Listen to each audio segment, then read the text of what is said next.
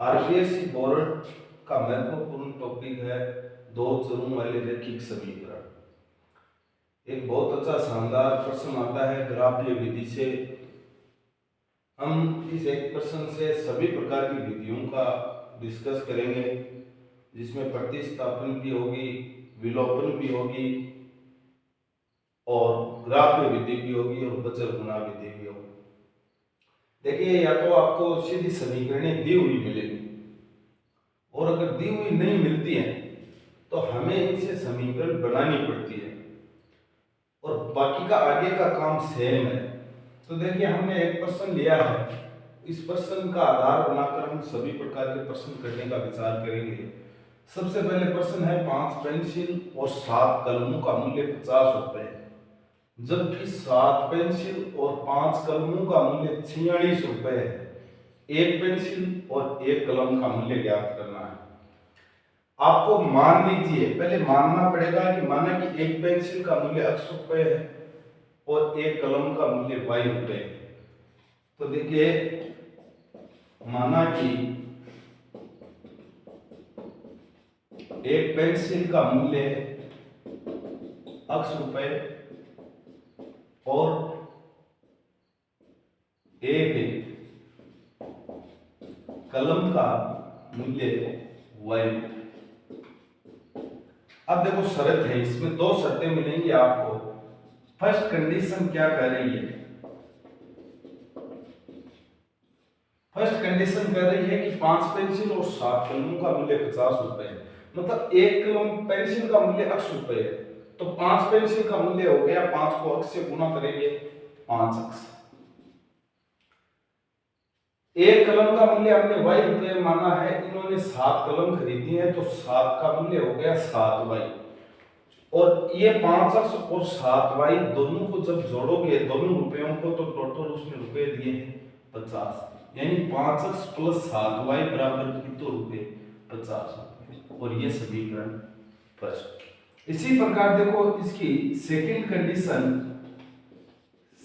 Condition शर्त यह है कि अब की बार इसने 7 तो पेंसिल खरीदी है और 5 कलम खरीदी है, तो एक पेंसिल का हमने मूल्य x रुपए माना था, तो 7 पेंसिल का मूल्य हो गया 7x। एक कलम का मूल्य हमने y रुपए माना था, 5 कलमों का मूल्य 5y, यानी दूसरी समीकरण का जो रुपयों का जोड़ है वो होगा 7x प्लस 5y बराबर, इसमें टोटल रुपए दिए हैं 46। ये समीकरण सेकंड। अब मान लीजिए आपको ये सीधी समीकरणें दी हुई मिलेगी, अगर नहीं दी हुई है और ऐसा प्रश्न आ गया तो उनसे पहले ये हमें समीकरणें बनानी पड़ेगी, इनके बाद होता है सारा आगे का काम। अब देखिए, आपको इन दोनों समीकरणों से युग्म निकालने पड़ेंगे। जब पहली हम विधि बात करेंगे और उस विधि का नाम है ग्राफीय विधि। ग्राफीय विधि से हम चर्चा करेंगे। तो देखो, सबसे पहले ये समीकरण लीजिए, 5x प्लस 7y बराबर 50। इस समीकरण से एक तरफ x रखो और बाकी सबका दूसरी तरफ पक्षांतरण करो, यानी 7y को आप पहले उधर दूसरी साइड भेजो, तो ये 7y इधर प्लस का था, उधर गया माइनस का 7y, और 5 इधर गुणा में है, ये उधर जाएगा 50 माइनस 7y, ये गुणा में है, ये चला जाएगा नीचे भाग। और अब इसके आपको युग्म बनानी है।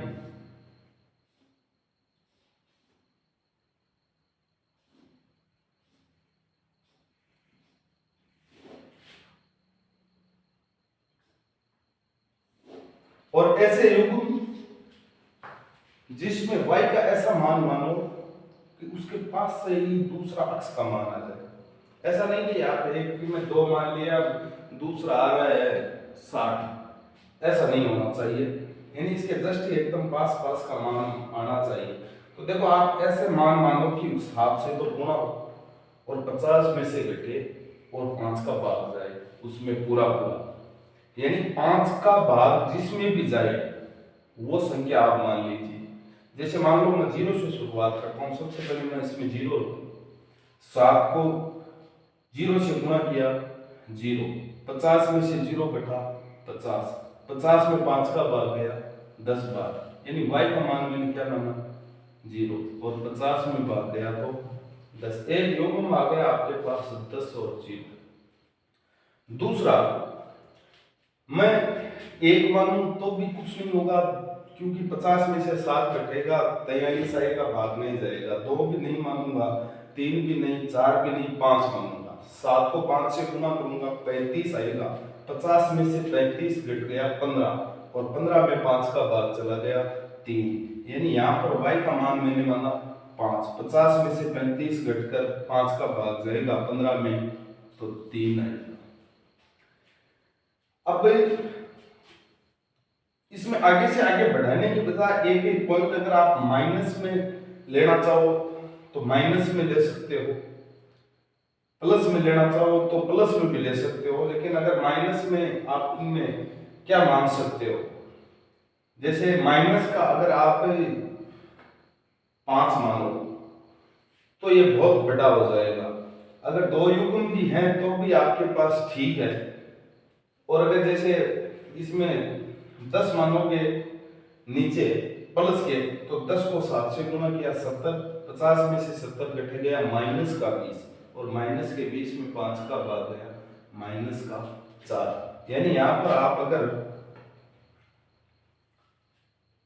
10 मानोगे तो 7 को 10 से गुणा किया 70, 50 में से 70 कट गया माइनस का 20, और 5 का 20 में भाग जाता है 4 बार, यानी तीनों प्रकार के युग्म आप लिख दो। जैसे 10, 0, पहले x का मान लिखना, बाद में y का, पहले 3, बाद में 5, पहले -4 और बाद में 10। ये तो हमने इस फर्स्ट समीकरण के लिए की, समीकरण फर्स्ट के। इसी प्रकार का सेम काम करना है अपने को समीकरण सेकंड के लिए। तो देखिए समीकरण सेकंड है, वो है 7x + 5y = 46। 7x + 5y = 46। इसके लिए सबसे पहले आप इधर अक्स ही रहने दो, यानी 5y का उधर पक्षांतरण करो, 46 माइनस का 5y, और इस 7 का उस तरफ फिर पक्षांतरण करो तो आएगा 46 माइनस 5y बटा 7, और इसी से ये सारणी बना लो आप।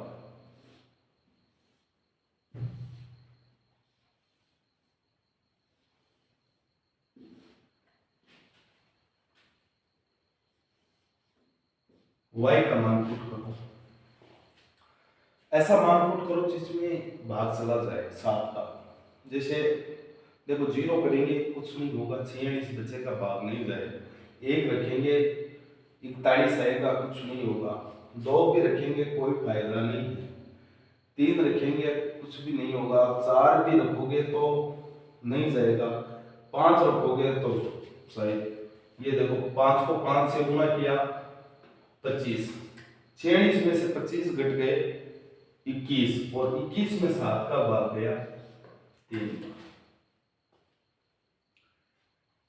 फिर देखिए हमें और आगे युग्म की तलाश करनी है। 6 रखोगे कुछ नहीं होगा, 7 रखोगे तो भी नहीं जाएगा भाग, 8 रखोगे तो भी नहीं जाएगा, 9 रखोगे तो भी नहीं जाएगा, 10 में भी कुछ नहीं होगा, 12 रखो इसमें, देखो 12 5 की 60, और 46 में से 60 घटेंगे तो माइनस के 14, 46 में से 60 घटेंगे माइनस के 14, और 7 का भाग गया माइनस का 2। इसी प्रकार तीसरा युग्म और इसमें अपने को लगाना है। तो देखिए हम अब रखेंगे तीसरा युग्म, अगर हम रखें तो माइनस का अगर 2 रखो आप, माइनस को 2 को माइनस के 5 से गुना हुआ प्लस का 10, और 46 में 10 जुड़ा तो 56, और 56 में 7 का भाग गया तो 7 का 8 बार भाग जाता है, यानी माइनस का 2 रखो और इसमें भाग जाएगा 56 में 8। ये रब कार्य है, इसको आप बाहर से कैलकुलेशन करना। अब आप इसके युग्म लिखो, देखो 3 5 माइनस का 2 12 और 8 और माइनस का दोनों समीकरणों के अपने पास युग्म आ गए। अब हमें ग्राफ लेना है और उस ग्राफ में x अक्ष और y अक्ष दोनों रेखाएं खींचनी है। देखिए अब हम तो ये अपने दोनों समीकरणों के युग्म है 5x + 7y = 50 के 10 0 3 5 - 4 10 3 5 2 माइनस के 2 12 और 8 माइनस। देखिए ग्राफ बनाने में लाइनें खींचने में टाइम ज़्यादा लग रहा था, इसलिए हमने वीडियो को रोक कर इनकी खींच ली गई। ये हमने एक ही पैमाना लिया फिक्स, क्योंकि देखो इनमें सबसे छोटी संख्या 0 आ रही है, सबसे बड़ी प्लस में 12। इसका मतलब ये लाइन x अक्ष है, ये y अक्ष है, दोनों पर पैमाना ले। ये आराम से एक बड़ा खाना बराबर एक इकाई का आप पैमाना ले सकते हो, यानी इनके बीच में एक एक का अंतर ले सकते हो। हमने यहाँ पर भी प्लस के चिन्ह आता है, ऊपर भी प्लस का, इधर माइनस का और इधर भी माइनस का। अब देखिए हमें इन समीकरणों को अंकित करनी है, और समीकरणों को अंकित करने के लिए सबसे पहले आता है देखो 10 0। फर्स्ट समीकरण का अगर ये पॉइंट डिसाइड करते हैं तो देखो 10 0, पहले अक्ष का मान जहां पर भी है वो इस अक्ष रेखा पर अपना पेन है वो पेंसिल है उस बिंदु पर नोट कर लो। देखो यहाँ पर 10 है मतलब यहाँ, और 0 है इसका मतलब यही 10 हो। अब ये भी 0 10 होता है ना, तो 0 पर पेन लगाते, और 10 कहां पर है, 10 यहाँ पर है, तो यहीं पर नोट होता है। लेकिन ये 10 0 है, इसका मतलब यहीं पर इंकित होगा। दूसरा है 3 5, देखो ये तो 3 है, इस पर अपनी पेंसिल लगाओ, और ये y अक्ष वाली 5 है ऊपर है, और ये लाइन कहां पर कटेगी, यहां पर कटेगी। इसका मतलब इस बिंदु को अंकित कर दिया, वो आया 3 5। तीसरा बिंदु है माइनस का 4 और 10, माइनस के 4 और 10 की लाइन देखो कहां पर काटेगी, ये माइनस के 4 और ये 10।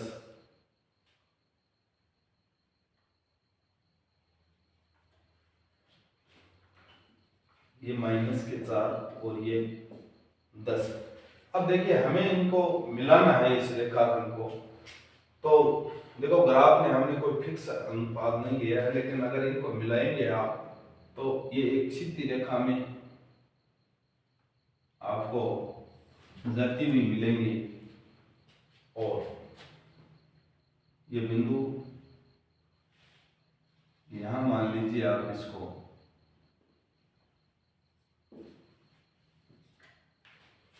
और इस रेखा पर नाम लिखा दीजिए समीकरण का 5x + 7y = 50।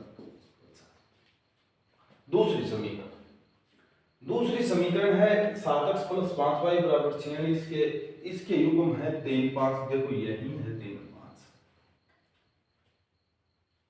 माइनस के 2 12, देखो माइनस का 2 आ रहा है पहले, इसका मतलब अक्ष रेखा पर -2 यहाँ, और 12 कहां पर है, 12 यहाँ, इसका मतलब बिंदु होगा यहाँ माइनस का 2 और 12।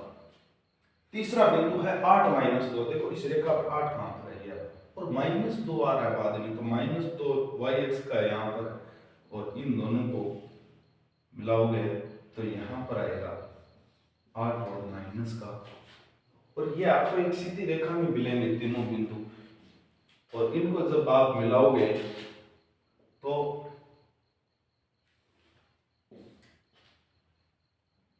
ये रेखा एक बिंदु पर काटेगी, और वो बिंदु है यहाँ पर 3 5। इसका मतलब x बराबर तो मान है 3 और y बराबर मान है 5।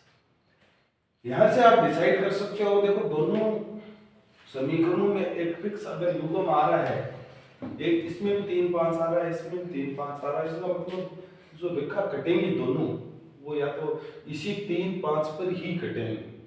और इस प्रकार हमें यहाँ पर आपको कोड़े में एक पैमाना लिखना पड़ेगा इनका ग्राफ का, x अक्ष पर और y अक्ष पर। देखो एक एक का इकाई लिया है, इसके लिए आप यहाँ पर लिख सकते हो एक बड़ा खाना बराबर एक इकाई, दोनों में समान ही लिया, ये हमारा ग्राफ तैयार होता है।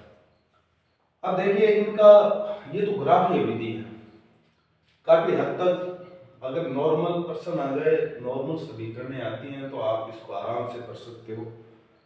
और थोड़ा सा अगर लैंग्वेज में देकर पहले समीकरणें बनाता है और बाद में अगर इस प्रकार का प्रश्न करवाता है तो आपको सबसे पहले इसके युग्म बनाने पड़ेंगे। और ऐसे युग्म बनाना कि एक का मान रखें तो दूसरा उसके आसपास ही आए और एक फिक्स मान आ जाए, ताकि पैमाना लेने में इतनी ज़्यादा कोई हमें गलती न करनी पड़े।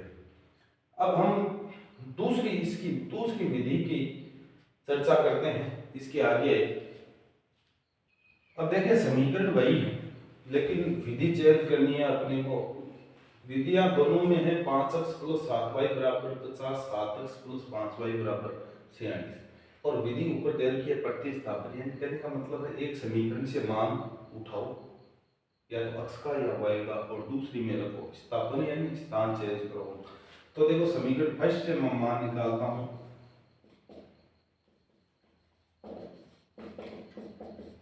समीकरण फर्स्ट से x का मान 7y को उस तरफ भेजा -7 और x = 50 - 7y बटा ये मान इस समीकरण सेकंड में रख दो। समीकरण फर्स्ट से x का मान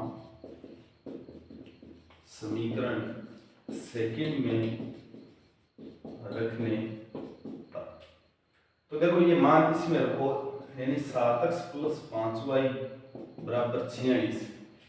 x का मान रखो यहाँ पर 7 गुना x का मान है 50 - 7y बटा 5 प्लस 5y = 46। देखो 7 को दोनों से गुना करो, 7 को 50 से गुना किया 350, 7 को 7y से गुना किया 49y और ये 5 है ना ये नीचे, ये इनको दोनों से गुना करो ताकि ये सरल हो जाए। यानी 5 का इससे भी गुणा होगी तो ये 25y बन जाएगी और ये 5 इससे गुणा किया तो 6 × 5 = 30, 20 और 3 = 23, 230। इन दोनों को सरल कीजिए देखो और इस 230 को इधर ले आइए। ये 230 इधर आया माइनस का और इन दोनों की जगह आएगी -24। कितना? -24 और उस तरफ जाएगा तो ये +24 होगा। दोनों का सरल करने पर -24 बचता है, वो उस तरफ जाएगा 24। वह 350 में से 230 घटा 120 = 24y और y = 120 बटा 24। y का मान कितना है? 5 और ये 5 आप किसी भी समीकरण दोनों में से किसी में भी रख दो, x का मान आ जाएगा आपका। y का मान समीकरण फर्स्ट में रखने पर 5x + 7 गुणा 5 = 50, 5x + 35 = 50 और 5x = 50 - 35। 35 को उस तरफ भेजा, 50 में से 35 गया 15 और x = 15/5 यानी x का मान कितना? ये विधि है प्रतिस्थापन विधि। यानी एक समीकरण से x का मान निकालो, दूसरी में पुट कर दो, फिर y का मान आ जाएगा, उसको फिर से x वाले में किसी भी एक समीकरण में पुट करने पर मान आ जाएगा x का। इस विधि को बोलते हैं प्रतिस्थापन विधि। और एक दूसरी विधि है अगली विधि, विलोपन विधि। अगर फिक्स नाम दे दे किसी विधि का कि इसी विधि से कीजिए तो हमें उसी विधि से करना पड़ता है। देखिए दोनों समीकरणों को लिखो आप। 5x + 7y = 50, 7x + 5y = 46। ये समीकरण फर्स्ट और ये समीकरण।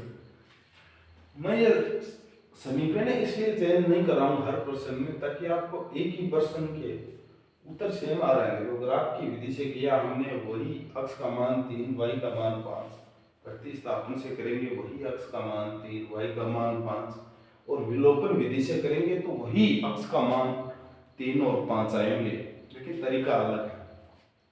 देखो विलोपन विधि काफी सरल है। ये विधि आपको किसी भी चाहे x के गुणांक बराबर कर दो चाहे y के गुणांक बराबर कर दो, यहाँ पर गुणांक बराबर है नहीं। अगर पहले से है तो आप एक में से दूसरी को घटा दो, और अगर गुणांक बराबर है किसी का भी x और y के, और अगर चिन्ह अलग अलग हैं तो उनको जोड़ दो। अब देखिए हमें क्या करना होगा कि अगर इस समीकरण फर्स्ट को तो कर दो दूसरी समीकरण के x के गुणांक से, और सेकंड को कर दो पहली समीकरण के x के गुणांक से। यानी अगर आप इनको समीकरण फर्स्ट को 7 से व समीकरण सेकंड को 5 से गुना करो तो इनके गुणांक बराबर हो जाएंगे। देखो इसका x का गुणांक 7 है, इसको ऊपर वाले से गुना करोगे 7 को 7 से गुना करोगे 5 से तो आएगा 7 5 35, 7 को 7 से गुना करोगे तो आएगा 49y, और 7 को 50 से गुना करोगे आएगा 350। 5 को 7 से गुना करोगे 35x, 5 को 5 से गुना करोगे 25y, 5 को 46 से गुना करोगे 230। ये समीकरण थर्ड और ये समीकरण। अब देखो इनके गुणांक बराबर हो गए, यानी x के गुणांक है, यहाँ पर भी 35 है यहाँ पर भी 35 है। बस अब कुछ नहीं करना, एक समीकरण में से दूसरी समीकरण को घटा दीजिए। देखो घटाने पर नीचे वाले के चिन्ह चेंज हो जाते हैं।